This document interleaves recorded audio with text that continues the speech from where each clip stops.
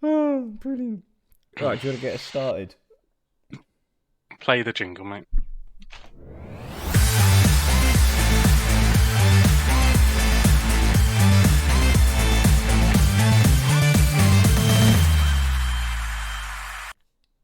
Beautiful. Hello, ladies and gents, and welcome back to the Football Booth podcast. My name is Fennan, and I'm one of your main hosts.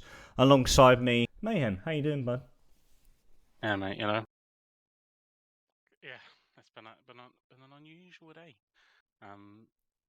Had to walk 15 minutes out of my way to find a shop that was open. So big. How far big did you wait? Wait. What shop was open? The Maxwell. So I don't know. It must be Right. Irish owned by Catholics or something. I know Morison stayed open today. Did they?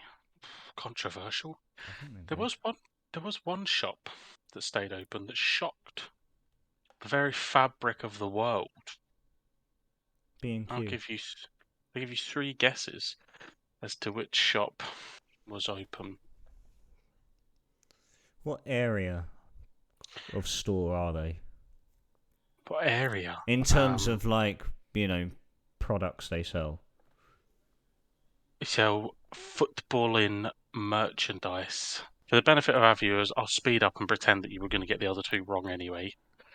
It has emerged from Glasgow Airport that indeed Celtic Football Club's store within the airport was closed. And I was a little bit sad and shocked that we adhered to such ridiculous notions. But the shop that remained open, that didn't give their staff the day off and declared that they all come in, Rangers Football Club store was open between the sorrow hours of Her Majesty's state funeral. I think just for merchandise purposes then. Yeah, they must have had like Queen bobbleheads or something. I think that's the only excuse I can think of as to why they'd stay open. And their skin. And their skin, yeah. Can't afford to have a day off. Quite a tough knowing for the pair of us. Don't know where to really start with it. It's been shite, isn't it? It's been utter shite. Part of me honestly wish that another member of the royal family died so I'd have to watch that fucking shambolic performance on Saturday. But I mean, obviously, I guess we're skipping a little bit ahead, and that you've got some people shouting you out in the chat there. Dirty shot and. What's happening, boys? What's happening? But yeah, obviously, but probably skipping a little bit ahead, and we'll deep dive on the poor performances. But obviously, Cardiff again pulled the trigger, again sack the manager. You know, we're 19 days after the window closes. I mean, if we're plunging into it, you know, how are you feeling off the back of that? I mean, I don't know really way to start with it because I've been, there's a few sources I follow on Twitter. I know it sounds ridiculous already, but very reliable sources that are connected in and around the club, and I don't know if they're looking into it too much or not, but it feels like they're comparing club statements for when Mick McCarthy got sacked last year, and reading the Mick McCarthy statement over again, it was by mutual consent. It was Mick McCarthy and Terry Connor that were leaving the club. In Steve Morison's statement, he has been relieved of his duties, and Mark Hudson will overlook the first team responsibilities. He will still have Tom Ramsett, as his right hand man. A lot of people are thinking there's more behind to this sacking. However, it may just well be the case where Morison brought in Mark Hudson, and I don't think Mark Hudson wanted to really change anything amongst the backroom staff. So I feel people are looking into it too much. I mean, I know there's talk and speculation of the results wasn't the only factor in his sacking, but Mm-hmm. Like nothing's been announced. I mean, it only happened yesterday, but I mean, from my point of view, it's the most baffling sacking we've had this season to date. Dan Davin saying Mark Hughes at Bradford was obviously the rumor mill is flying around at the moment, as it always does with any kind of sacking. For me, I'm amazed that you've have. I think you said it was baffling, and I think it is to bring in 18 first team players, or whatever number it was, to back him all the way up until all the way up until deadline day, like Callum Robinson coming in. So to have that, and then for it to fall short, and back him off the back of some not spectacular results. Obviously, it kind of started very good against Norwich and kind of fell by the wayside. Disappointing results against the likes of Bristol City, but it feels strange. I mean, who is there? I mean, Mark Hughes, okay, he's done an all right job at Bradford, and I think they're in and around the playoffs down in League Two. But I'm just gonna say now, Mark Hughes is not the right man to move Cardiff in the right direction. Absolutely not. I would flat out refuse Mark Hughes. He'd be one of the last people I'd want taken over. But yeah, the sacking. I can't help but feel sorry for Moz. He came in at a tough time, probably the toughest spell that we've been in probably since we had Paul Trollope in charge. Paul Trollope, Jesus that's how bad it was under Mick, and he came in. He had to inherit, all this dead wood that was brought in from previous managers, like even back to Neil Warnock. He had to take this side from the relegation zone and steer us to safety. And yeah, I mean, along the way there has been shit results to endure. Like the one that stands out is the thumping we got from the Jacks at home when we lost 4-0. I feel that would be really the only result during Morison's tenure which may have been a cause for concern. See, the Bristol result, I felt was a it just wasn't indicative of a Cardiff side that I've grown up watching over the last decade. You think of like the likes of like Aaron Gunnarsson and Craig Noon and these boys. Joe Rowles, I know he's still at the club, but you look at Jason Kumas and Robert Earnshaw, and there was always players that just really give Cardiff a bit of bite. Plenty of times when we were down at the Valley and we just seen Cardiff come down, you was always in a match, and you know I just seem to have lost that, man. Like they were so obviously I watched the derby. They were so soft against Bristol, and then some of the goals. I think we've spoke obviously off air about Reading, and we've spoke on air about it as well. A good start and it falls by the wayside. It was a really good result against Middlesbrough, a little while back, but that's kind of you know glossed over by you had a really good start to the game, and then actually towards the end you were shitting it a little bit. So it does seem a little bit. I think Dan in the chat has absolutely nailed it. It feels very panicky, and I think I think he should have been given more time. If for the only thing, the job that he done, when he come in, last year Cardiff were in real danger of ending up in League One, and we've seen plenty of teams fall through that trapdoor. You look down to League One, you see like the Sunderland, Ipswich, Portsmouth, all been in the Premier League.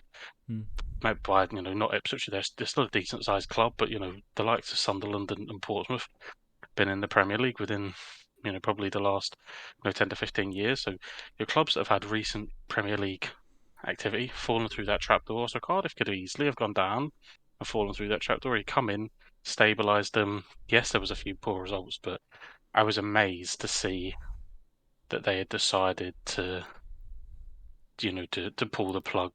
I mean, I don't even know where you are on the table. I imagine you're afloat somewhere around sort of 17th, 16th. 18th, so you're not far off, and like the sacking's ridiculous. It's utterly nonsense. I mean, I don't understand how you can give this man backing in the transfer window to, undergo a complete rebuild of the squad and get rid of dead wood that we've inherited from previous managers, and then introduce a new style of football into the squad where, we're a massive reputable team for hoofball, and so to transform that into a fast, intense,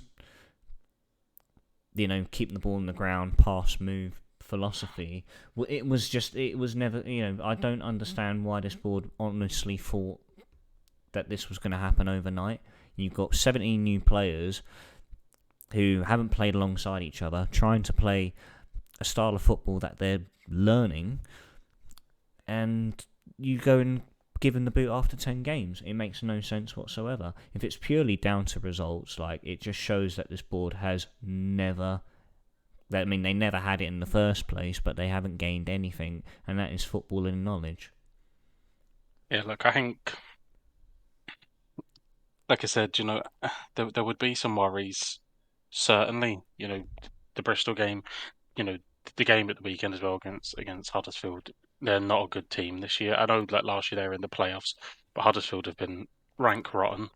So to go to Huddersfield and again, get beat.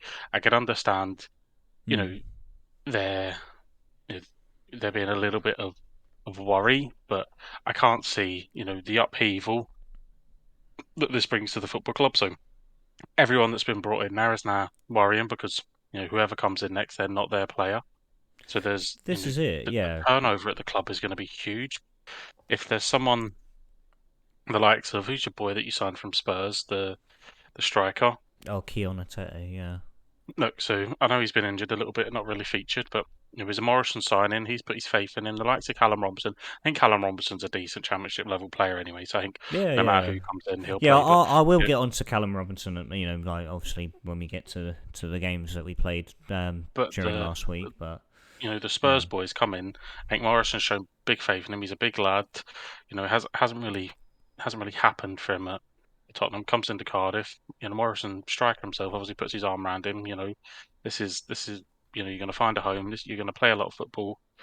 If someone comes in that wants to play with like a nimble striker, the likes of like Naki Wells or something in that league, he's done for. And if he doesn't succeed at the likes of Cardiff, then this guy's career could tumble away or go back to Tottenham. No Championship club will want him. All of a sudden they find himself in League One, League Two. Tottenham will decide that they've no interest in keeping him. He's never going to be a Premier League footballer, and they release him. So, there's that upheaval at the club now. People that are being signed for Morison that Morison would have convinced to come to the football club. Now being thinking, well, is the next manager even going to want me? And who's the next guy? Who I don't think Cardiff at the moment is a particularly attractive position to come into. One, because pretty much anyone that you're going to poach is going to have to move, to obviously the Welsh capital. They're going to have to commute from wherever they are in England, and there's no stability. And Morison comes in and does a decent job saving us, gets 10 games in the next season, and boots you. I know I've seen all over Twitter that there's planned protests, and I think it's about time that the owners, packed it up and let the club go, because, like I said, I think they're miles off it, miles out of touch. Clearly, the fans don't want them there. No, time to go, I think. Yeah, no. I mean, the damage was done years ago with Vincent Tan, and it's just been he's got these yes men around him, and again, didn't. Mehmet Dalman, our chairman. He was at one point linked with buying fucking Charlton, for Christ's sake. And you're telling me, like, you're trusting this man to run a football club?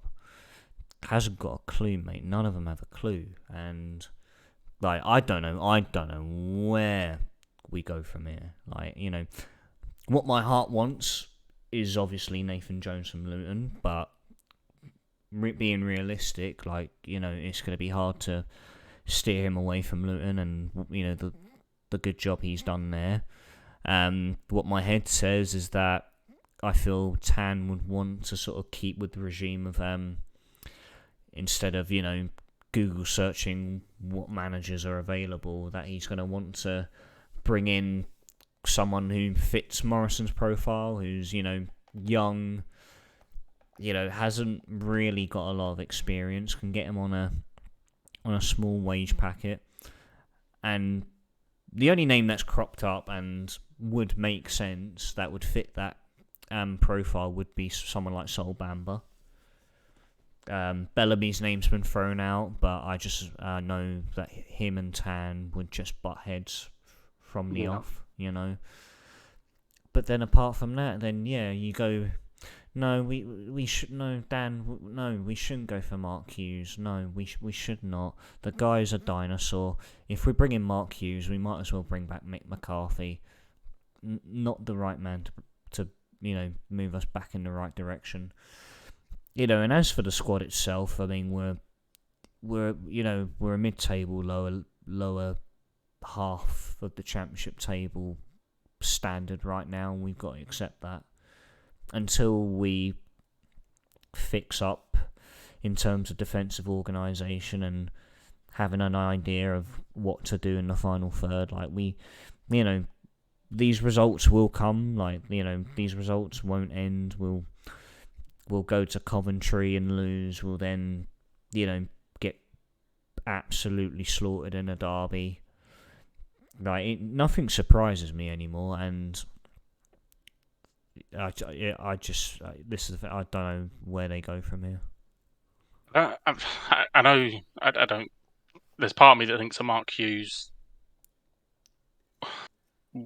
would be. It would be too good an opportunity to turn down. I think Mark Hughes is down at the level he's down at because there's a job that he wants to finish his career at, and it's Wrexham. Obviously, that's his boyhood club. That's who he grew up supporting.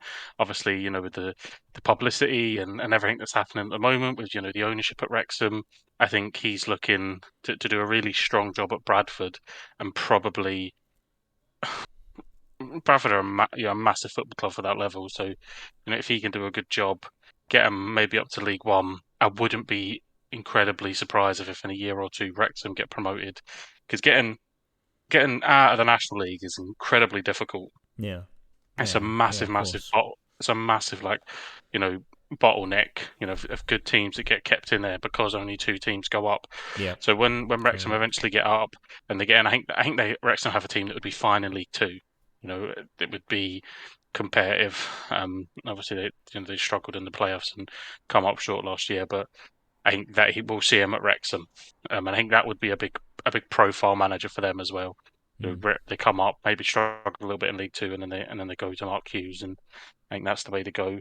I think Carl Robinson has been a beneficiary of Oxford's system. Oxford have been above their station for a long time. Consistently in and around the League One playoffs for the last 3 or 4 years, and I don't know if he's been there the whole time. I want to say that someone else was at Oxford and they moved on. But Oxford have it, like, I'm not too my sure. my manager at work used to be a well, not my manager anymore, but someone at work used to be he used to be an Oxford season ticket holder, and this is as competitive as they've ever been, and nearly as high as they've ever been. He tells stories about going to Main Road and watching them beat Man City, and that's so fantastic stories. But they have a fantastic system at Oxford, where they bring people in, they recruit extremely well. They're set up incredibly well. They have a system that they bring the manager in and tell him, obviously he puts his own touch on it, but they always play the same way, whether they were playing under, Carl Robinson or whoever else. So I think, you look back at Carl Robinson's career and where he was. I think he was at MK Dons. I want to say he was at Charlton as well. Mm. Um, Yeah, he was at didn't Charlton. Yeah, he was. didn't really pull up any, any real trees. I think I think he's benefited off the good work that Oxford have done. A name Mm. that I think you would probably be underwhelmed, but I think is a fantastic manager.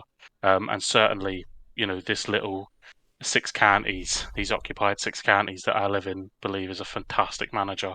And he maybe didn't get, he jumped out of international management, went into club Oh, management you're at thinking Stoke. Michael Didn't really O'Neill. work. Yeah, Michael O'Neill. Michael O'Neill, Yeah, yeah, I think, would be a really, really good appointment. He'd certainly make us difficult to beat, which I know isn't maybe the most attractive thing to say.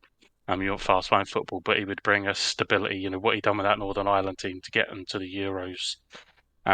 With the squad he had, and you've seen obviously ever since he's left, and the lack of success they've had, he did fantastically well. And I know that Alex Neil has gone to Stoke, and we'll see what happens there if he was underperforming. But I think he's someone that's incredibly undervalued, and I think would be a fantastic, maybe not fantastic, but I think he would be a decent appointment. Someone that's probably within the budget, but he doesn't really fit that young manager role that maybe Cardiff are looking for.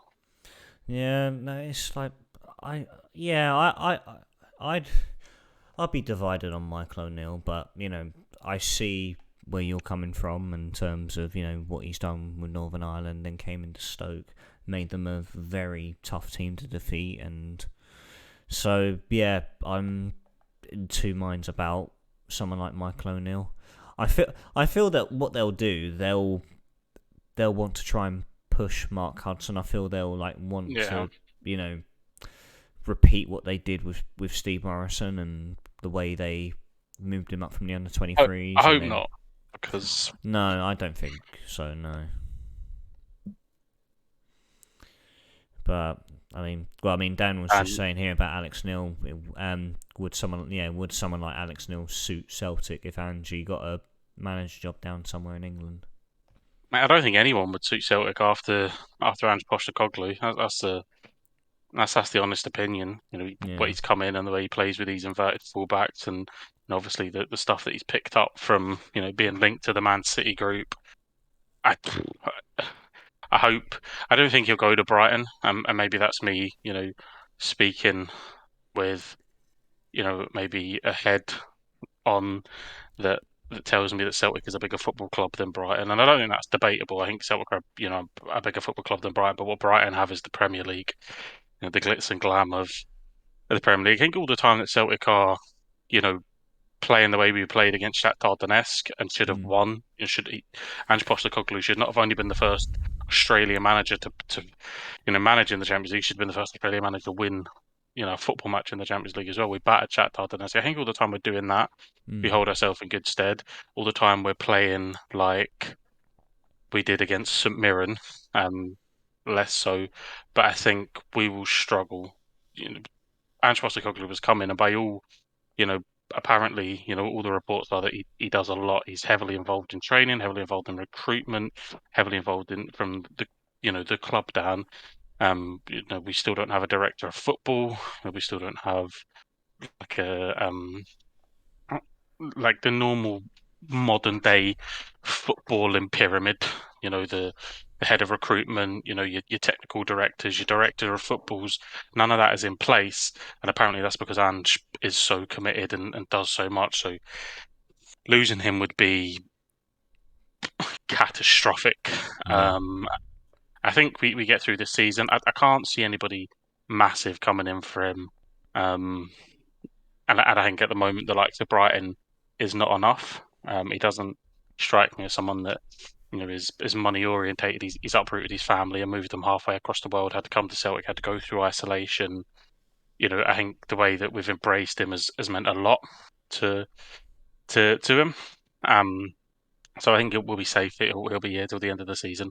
I think the problem that we have is very unlikely that post this season we keep Jota, that we keep Matt O'Reilly, that we keep the superstars of the football club. Yuri Juranovic, again linked with big football clubs and the likes of Atletico Madrid. So we lose them players. How does he then go out and reinvest? The investment this season has been okay. We've seen quite a lot of money spent. Obviously, there was a big outlay for Celtic signing Jota, Cameron Carter-Vickers. Rumoured both. Jota was 6.5 million. Cameron Carter-Vickers around about the £5 to £6 million mark. It was a lot of money for Celtic to go out and spend on two players, as well as bringing in, the players that we did bring in, and so there's been a decent outlay of money for us. I think we're always a sustainable package, so we're always going to be a club that is bringing in more than we're going to put out. And obviously we're backed up by having 50,000 season ticket holders that generate the 30 odd million, so always holds us in good stead. I think we would struggle, with the Premier League. You finish bottom of the league, you get 100 million, you get another 80 million in parachute payments. We win our league, we get 3 million. So the investment piece is a difficult one because we ultimately need to be sustainable. But that's why the likes of Champions League is so important. That allowed us to go out this year and invest from the start of the window. But I think we just need to be. I think speak to any Celtic fan now, and we are. We're okay with what we are. We're a model that we bring in young players, we develop, and Jota was signed because he was told, "Look, come play for us, dazzle for 2 years, and you'll get your big move to the Premier League." And with a track record of that, Virgil van Dijk, Moussa Dembele, Odsonne Edouard, with a track record of that happening time and time again. So that's where people will come in. So the investment we'll struggle with. If a player there is that we just can't buy ready-made Champions League footballers for 15-20 million, it just isn't sustainable for us. So we need to, of course not, pick people up like Matt O'Reilly, turn them give them the platform, and then go. So I think the outlay this year was fine. I think we ended up spending about £18 million, brought in, whether it was 8 or 9 players. That outlay is fine. It's been years gone by where we've not invested correctly, and that's why the league is as tight as it is. We could have been. It's quite quite like Celtic have their very own life cycle. It always seems to be the case where you have that purple patch for a couple of seasons, then managers go, top players go, then it's it takes. It's always like like a 2-season wait until Celtic then manage to bring someone in, and then that sort of brings them back into that. Scottish football's in a really good place at the moment. Celtic and Rangers are both in a really good place. Both back in the Champions League for the first time in a long time. So Scottish football's on the up. It can only bring good things.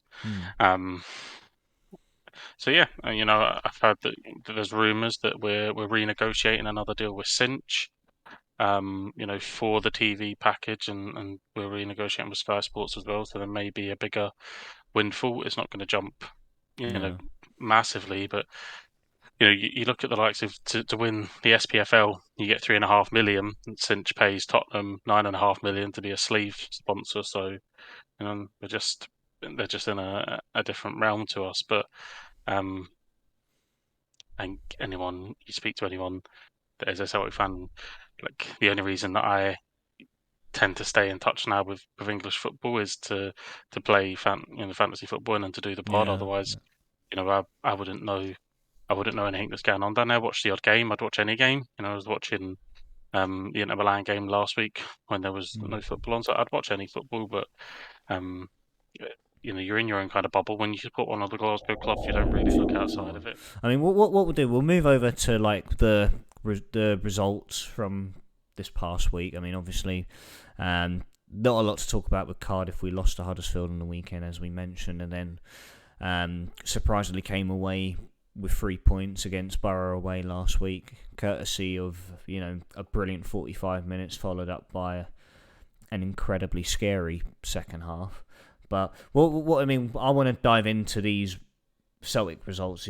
Obviously Shakhtar away last week. I watched the highlights earlier, which seemed to be a very, very frustrating outcome in the end. Especially with all, so many great opportunities that arose for Celtic and just couldn't put them away. Yeah, and that was it. I think we were if you're looking back, Joe Hart probably has one thing to do, and I'm not blaming him. He was absolutely fucking dreadful on the weekend, but I'm not blaming him for the game in Donetsk. Well, not in Donetsk, sorry, against Shakhtar in Poland. It was the guy just rifles it in the top corner. He doesn't have to do anything else. Celtic just don't take their chances. Yakimakis as the big one for me in the second half, in the penalty spot. That was On the his big left one. foot. Yeah. Puts it wide. Maeda has another chance. Mm-hmm. It was a big, but we should have won the game there. But a draw away in Europe is never a bad result. It feels that way because we had so many chances. Yeah. So it was all right. And then I don't know. I just felt really bad about the St Mirren game. I don't know why. After the first 10 minutes, that I remember saying to my partner, just saying like, I think we're going to get beat here. And she was like, no, don't be silly. 364 days, we hadn't lost a domestic league game. Yeah, We were 38 games. 38 games I unbeaten.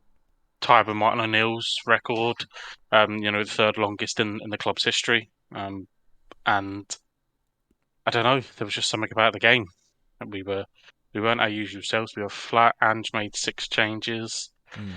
Players that come in that should have been able, to come in and play. Looking at the team, there wasn't, a great deal. The glaring one for me was Welsh at centre back for Cameron Carter-Vickers, but that was an enforced change. Apparently Cameron poured up sore after the warm down against Shakhtar. But apart from that, everything else seemed pretty grand. Aaron Moy, he's not it in that pivot role. He's all right coming on to close a game down when we're 3-0 up. But see, from the start of a game, he just wasn't it, and we improved. We definitely improved when McGregor went to the 6 role. We didn't improve massively, but we definitely did improve. But we were awful.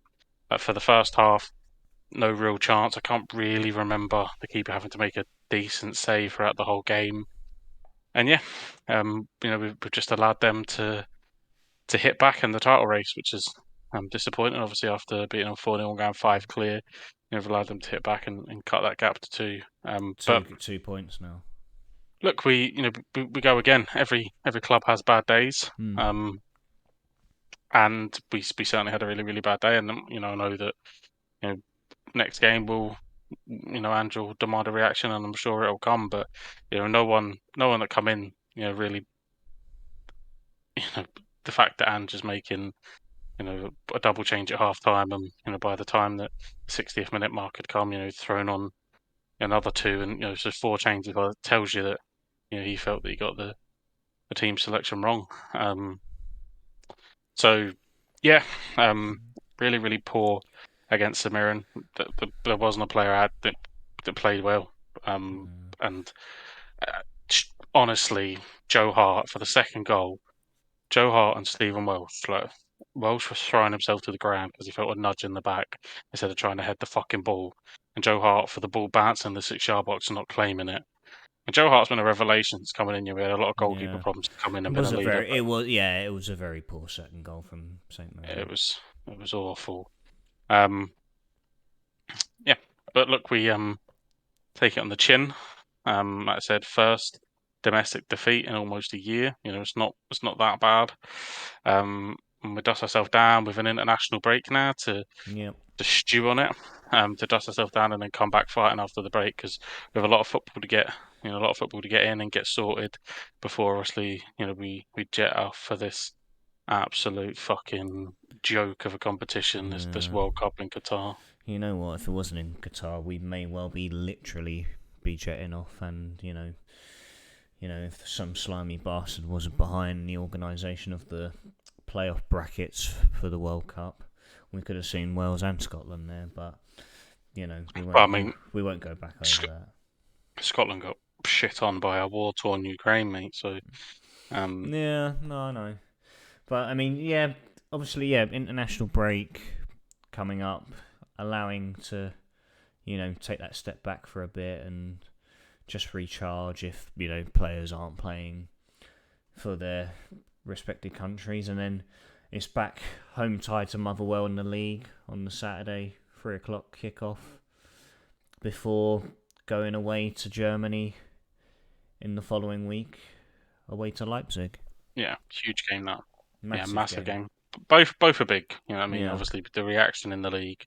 I'm confident at home. We'll do the business. Um, but huge game. Our Champions League pivots on the performance out in Germany. So we'll see what happens out there. But I don't think they're a team to be scared of. They've again they played all right in Madrid, but I think did I see on the weekend they were maybe struck. I don't know if they won on the weekend and maybe making that up, but they certainly haven't had the greatest start to the Bundesliga. So I don't think they're anything to be overly feared. I see And I that don't think Union Berlin are top of the Bundesliga as it stands. Borussia Mönchengladbach pumped them 3-0 Oh on the wow. weekend, Leipzig. So yeah, I don't nothing to be feared there. So yeah, we'll go and I'm sure we'll play our football, but massive as to where we end up. It is, and I think based on whatever result you come out with, then that's the first half of the game's done. Then you have the trip to the Bernabeu coming up, and then two big ties at home. Like, do you feel if Celtic can take at least a point in Germany, they could really fancy themselves at paradise against Leipzig and Shakhtar? Well, look, if Madrid go and win all their games, all we have to do is I think it's something like we have to take 4 points Mm-hmm. off of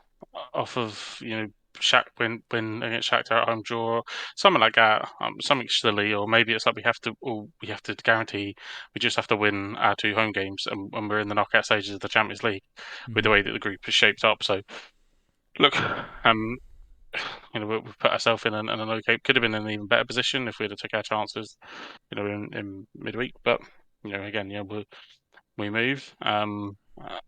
It's just a shame that we've got to sit on this result for a couple of weeks. Yeah. I fucking hope he gets sacked. He's a rat cunt.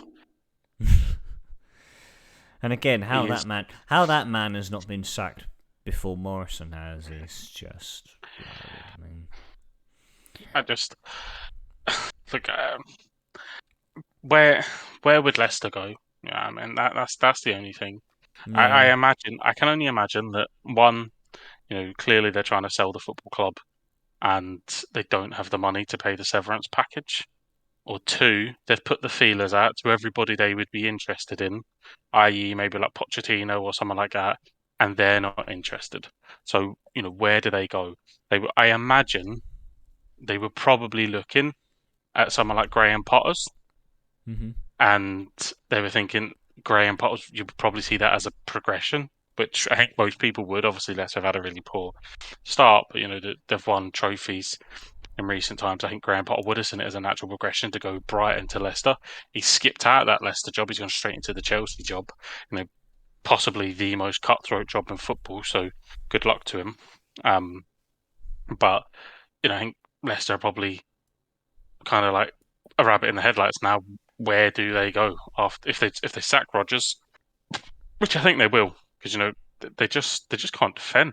I mean, I watched the Tottenham game the weekend, and they were in the game. Yeah. They were really, really good in the first half. Really good in the first half. They were the best team by far in the first half, and then just silly little mistakes, and the game was gone. You know what I mean? It was 3-2, and then they're in the game. They're battling, the Yeah. battling.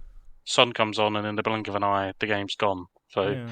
you say it's a kind of like a freak result, but then it happened at Brentford, and it Yeah. happened before. So um, I think for them, you know. where do they go? I know people have mentioned the Brentford manager, but you know, I think for them, they struggle to probably piece together an idea of who is going to proceed. Brendan. Yeah, I think Thomas Frank has taken Brentford. I think he's just in too deep with Brentford at the moment. Thomas Frank. I can't even think who they'd look past.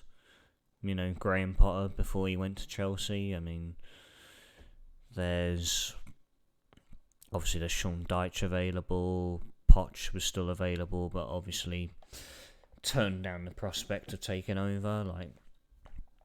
Past that, there's not really a lot of big names that could really sort of perform that U-turn that Leicester desire.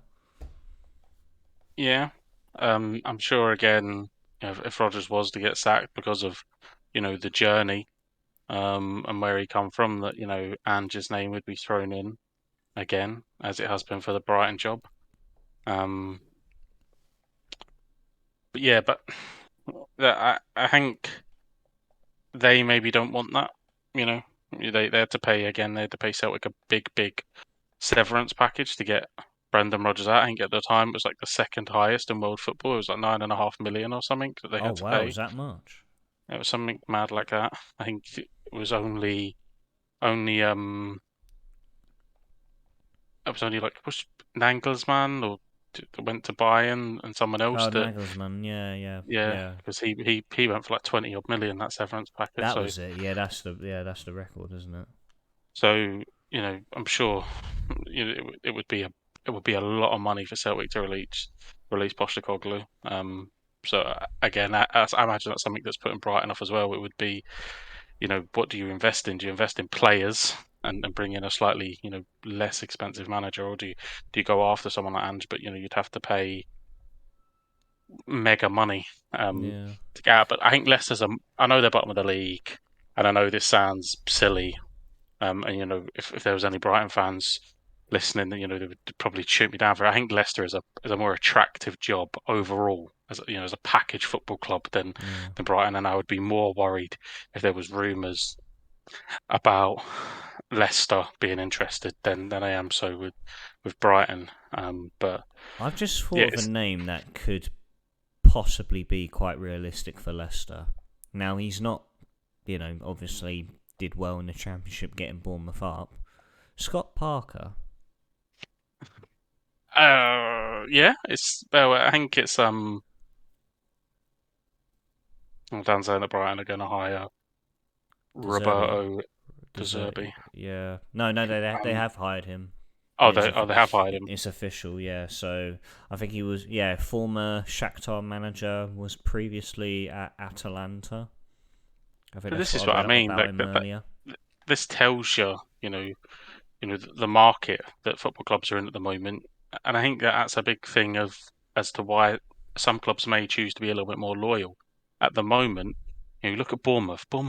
And as Dan's saying, they're struggling to get a manager in. Why? Because, well, one, they haven't got a great squad, and two, when Scott Parker says, "Well, look, we don't have a great squad here," he got booted for it. So Yeah. Bournemouth are still looking. Obviously, Brighton are looking. Um, yeah, I think Scott's been unlucky. Obviously, he did a decent job at Fulham. Yep. Got him up, done the same at Bournemouth, and then it's kind of fallen apart. So, um, yeah, I don't know. I don't know if Leicester would be keen on taking that. I think they see himself as a best of the rest, kind of breaking into that top six mold. So I think that they would Mm. probably veer away from that. But yeah, I think he's been a little bit unlucky. I think he's a decent manager. I think he needs a fair crack at it. Um, but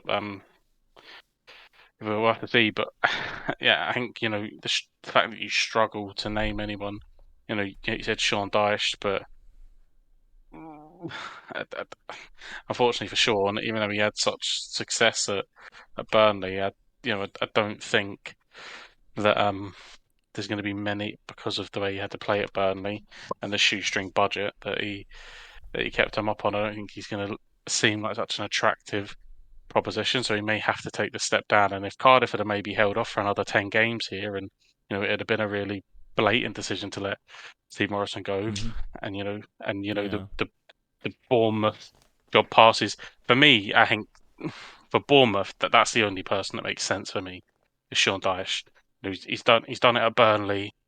He makes complete sense to come into Bournemouth, Yeah. but um, again, I don't know if it's something that he's looking. Is he looking to maybe go up a level? What does he class that as? But for me, if you're Bournemouth, I mean that's who you're on the phone to. Like 100 times out of 100. Someone that's been there, done it on a shoestring budget, made a club extremely difficult to beat. For Yeah. me, he would be the glaring target. Remember when they announced Rob Page? And I know he's gone on to do fantastic with Wales, obviously qualifying for the World Cup. But obviously Giggs was too busy battering his wife, allegedly. And the sister, allegedly. According to the courts, it needs a retrial. Being fucking famous must be great. And you just kick a shit out of anyone you want, allegedly. When he talks about So it. so Giggs is too busy, battering someone. And they obviously bring Rob Page in. It was that kind of and I think that was kind of Steve Morison as well. When the Morison appointment was flat, but then he did really well.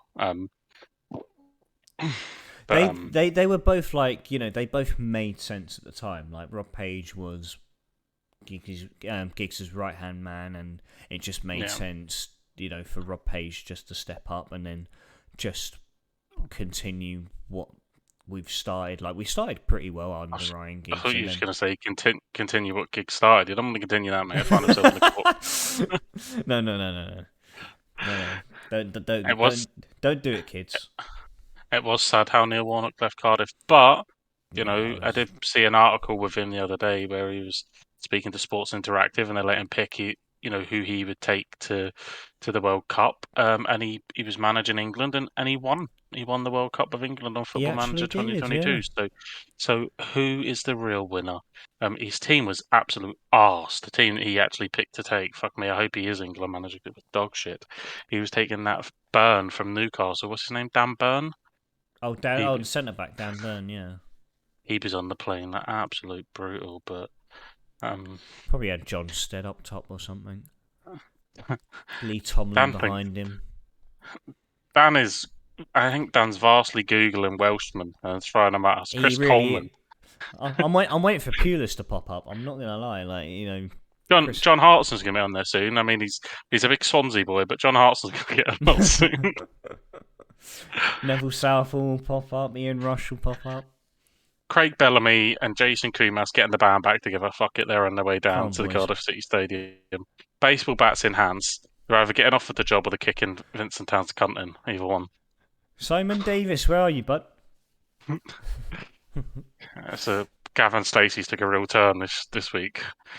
Just a load of hooligans marching through the town. What an interesting prequel. It wasn't. Yeah, it was a sad day that Warnock left, and again, he's another name that's been thrown in the hat. I mean, he's retired now, but for whatever reason, is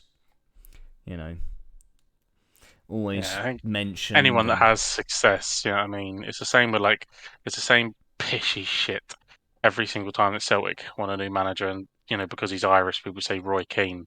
Like, no, fuck off. Like, just let Roy Keane be a pundit. He's class at that.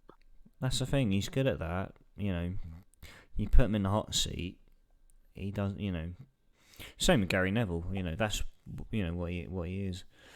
Well, do you know which Premier League manager currently has a worse record than Gary Neville did at Valencia? What current worst record? So what current Premiership manager? I know we've only two people. You know what? Just off the top of my head, I'm going to have to say David Moyes. It isn't David Moyes. We can hand it over to Dan. I don't know who the other person is. That it may be Twitch may be counting me as watching the stream. There may only be one person in the chat. But does Dan know the current Premier League manager that has a worse record than Gary Neville at Valencia? Roy Keane is an awesome pundit, and he should stay a pundit. And if he ever becomes Celtic manager, fucking Yeah. hell. Oh, look, there is Oh, two people, or maybe yeah, there's yeah, three. It's yeah, just yeah, gone yeah, up. yeah. No, they're still here. No, I've just worked out who it is. It's not hard when you can see the No, Premier no, League table. Yeah. no, no. It isn't Rogers. Is it not Rogers? No. No.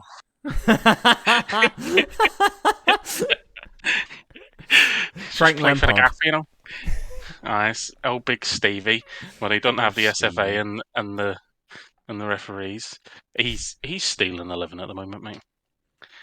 Which is fine because he's from Liverpool, so most people are stealing there. But he is stealing 11. Like the results he's got at Villa and the money he's spent. Yeah, Of course. Had to be done. Had to be done. I didn't realise he had a worse record than Gary Neville did.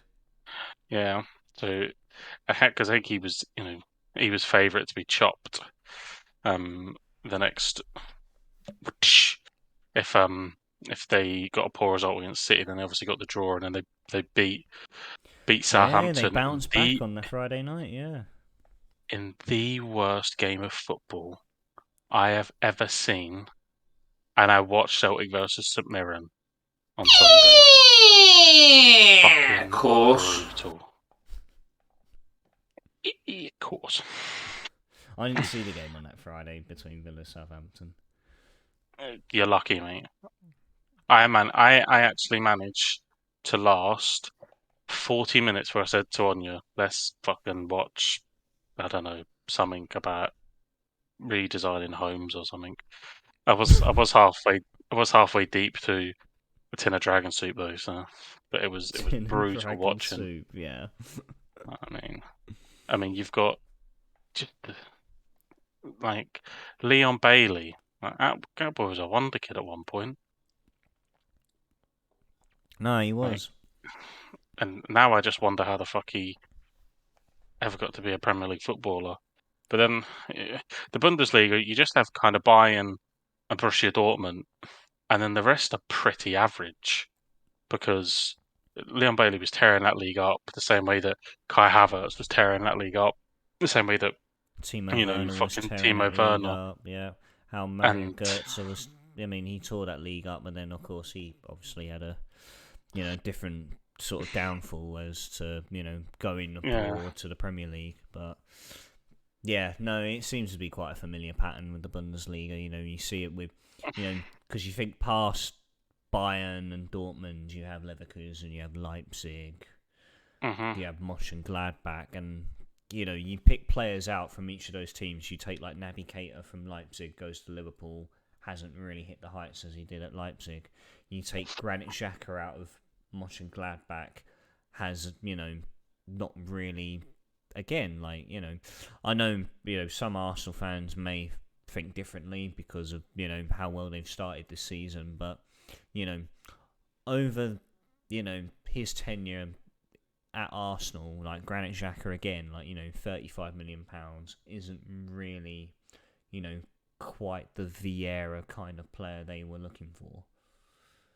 And it's just like there's the list goes on. Like you said, Havertz going to Chelsea hasn't really, repeated and the so numbers. that's the kind of level you're looking at. Obviously, that they produce good players. I mean, that Makaleli went to PSG, didn't he? The right back. But yeah, it's what it is. I'm surprised that Nkunku didn't move, but then again, he did look disgusting on the average when he played the dark side in the Europa League. So that's probably why, if he's putting in performances like that week in, week out. Yeah. Changing the dynamic of just, slating managers and players and whoever else. Like, we got to heap praise on Erling Haaland. I mean, the guy is just a freak of nature. Yeah, he's different, and he is unbelievable. And a lot of people doubted him. I think because of all those players aforementioned, the level of the Bundesliga and that. But yeah, he's just breezed it, hasn't he? He's turned up, made the league look completely average, and that's been that, And then obviously he scores that ridiculous goal in the Champions League the other week back, where Cancelo overhits the cross with the outside of his a little bit, and Erling Haaland's fucking jumping up and swiping it in with his foot, sort of backheeling it, volleying it, kind of stuff. It was a little bit mad, but he's been unbelievable. And if he keeps fit, which can be an issue of his, but if he keeps fit, God knows what the record that he sets. Like, Are you thinking like the 40 mark? I'm thinking that we may just have to kind of tear up the script as to what we've come to know. He could just be an absolute freak. You look at his goal record at Dortmund. I think it's like 86 and 83 games. And people were saying, he won't do that. He won't do that in the Premier League, not in the Premier League. Yeah. And he's just turned up and absolutely destroyed teams. Scores with his right foot against Wolves on the weekend. He's just loving. He's loving his football. When you've got a player that good in that kind of form, loving their football, dangerous. It's ridiculous. I just feel sorry for defenders that have to go up against him. I can imagine it's like the same feeling that fucking Anne Frank did when the Nazis found her.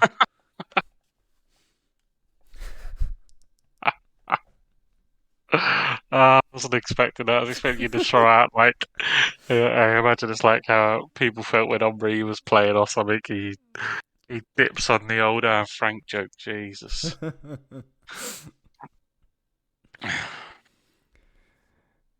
But you get my point, right?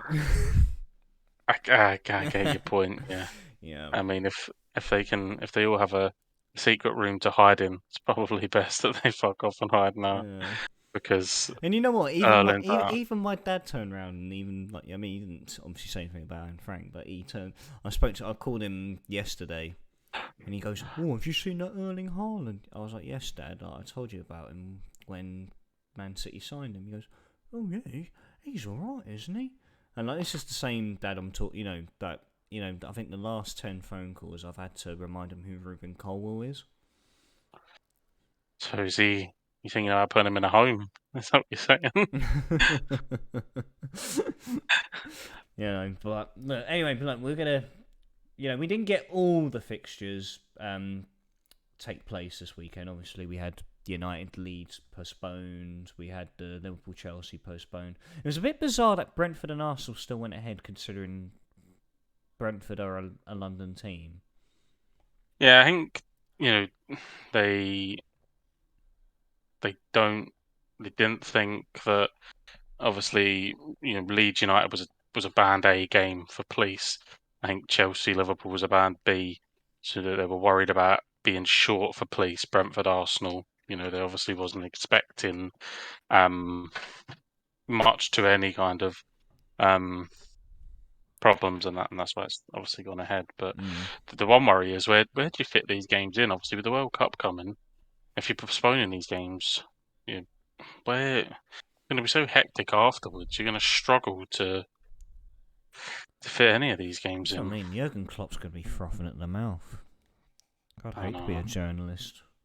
I'd hate to be a United fan at the moment because even I watch Liverpool now and he's starting to bug me a bit. So he really fucking must be really rubbing the United fans and the Everton fans and all that up the wrong way because he's I think he's just rubbing everyone up the wrong way, because they always he's made it quite a regular occurrence now where he just finds something to bring up in a press conference.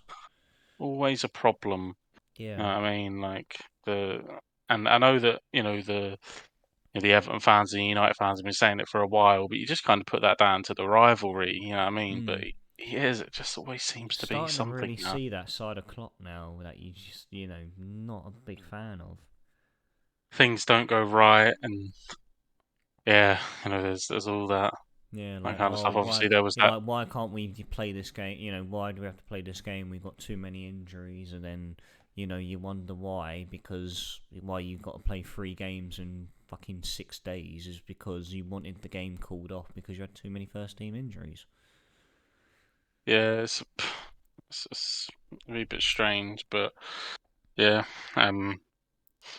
Obviously, it doesn't help that Liverpool have started poorly.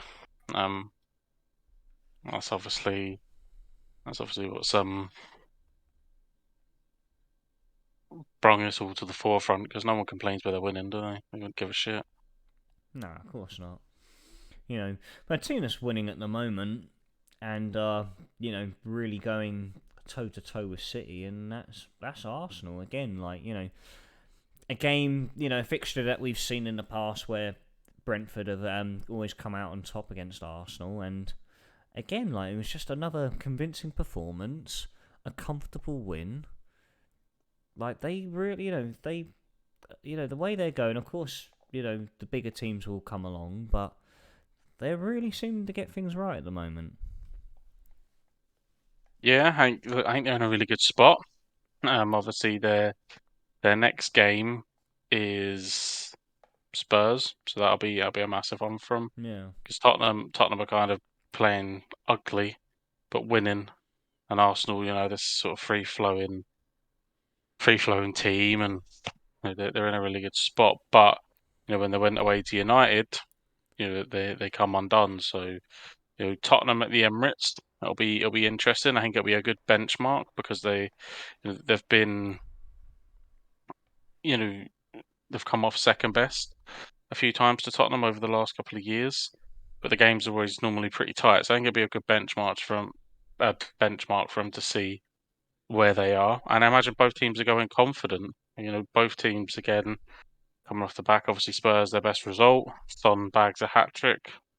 And if everything goes right in terms of international breaks, and there's no, I think that I see that Jesus was left out. I think the Brazil squad. So Arsenal fans have got to be Oh, did he buzzing. get left out? I'm pretty sure, yeah, that I see that Wow. he was maybe it was the I don't know. Maybe there's a few people. Don't quote me on it, but I'm pretty sure I see that he was someone that wasn't um selected or called up for the national games here. So that's great news for Arsenal. Obviously, Tottenham will have to hope that all their boys get through, and then and we may see a return of the non-existent third host if they get a good strong result come October the 1st. The fantasy football table for the Football Booth Mini Mm, League, and there's been a few little tweaks in the standings. Liam still occupies the summit. Up. Uh, Yeah. Joe in second, again unchanged. And then this is really where, you know, it changes not quite significantly, but the outstanding change out of only a few. Sam has managed to move up to third, which means that Mike's dropped down into fourth. I've dropped down into fifth. So again, we're just top and tailing. Me and you, Joel. You're down in sixth, and this is quite groundbreaking. Cam is not last. I know. I see that. Him staying with Harry Kane has repaid in dividends. I just can't believe he's seen the Yeah. light and taken Kai Havertz out. But for that said, I cut Sterling and bring in Son. Um, so yeah, for my return, um, I'm thinking that I've got at the moment I've got Zinchenko in, but I don't know if I'll stick with Zinchenko because obviously they'll be playing Tottenham on their return, so I may bring Carl Walker back in.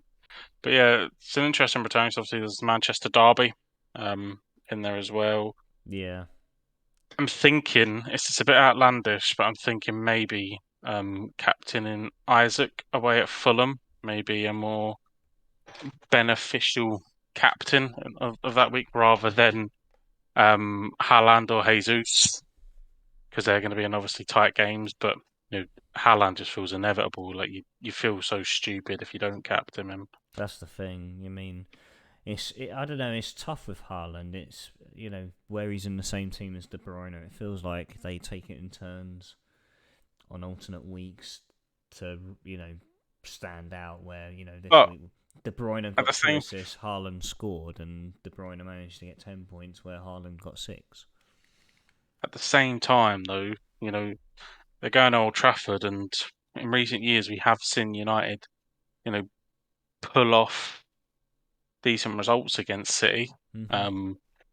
So Ten Hag will have an extra little bit of time, obviously with the break, to work with a few players. So could be an interesting game. Obviously, City are around big favourites, but these the old cliche is that the form book goes out the window for the derby, and we'll just have to see. Yeah. No, I mean, I'm obviously I've got free transfer this week. I haven't used it yet. Completely undecided who to take out and who to bring in. Yeah, so Literally I cut. the only change I've made, and that I think this was from the previous week, was getting Cameron Archer out and putting in Brennan Johnson.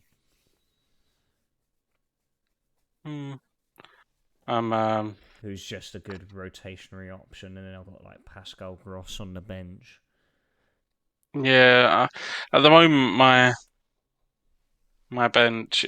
So I moved for Farner because he's away at Crystal Palace. I don't know. Kyle Walker may come in. And we'll see. Obviously Liverpool at home to Brighton as well. Luis Diaz could dazzle. I don't know, but yeah, really at the moment, because so many people have the same players like Haaland and Jesus have started so well, so they're in so many teams. You've almost got to find someone to try and claw your way back. If you started really well, you're around, but try and claw your way back. You've got to come up with this our captain this person, to try and get your way back, but then potentially missing out on mega points if Haaland, destroys United.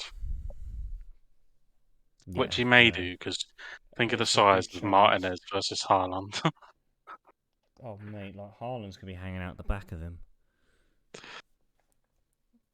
gonna be interesting. It's gonna be interesting indeed. Well, I think that really does cue us wrapping up for tonight's episode. Mm-hmm. Joel, always a pleasure, mate. Thank you for joining me on this fine Monday evening.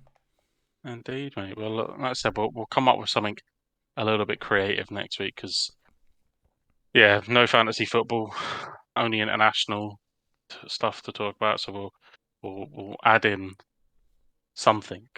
Yeah, we will, because otherwise it's just going to be us trying to drag out, and going in depth of how badly Wales got pumped by Belgium, and then, probably a similar story with Scotland and Ukraine. But hopefully, we'll work on something during the week and we'll get something together, hopefully.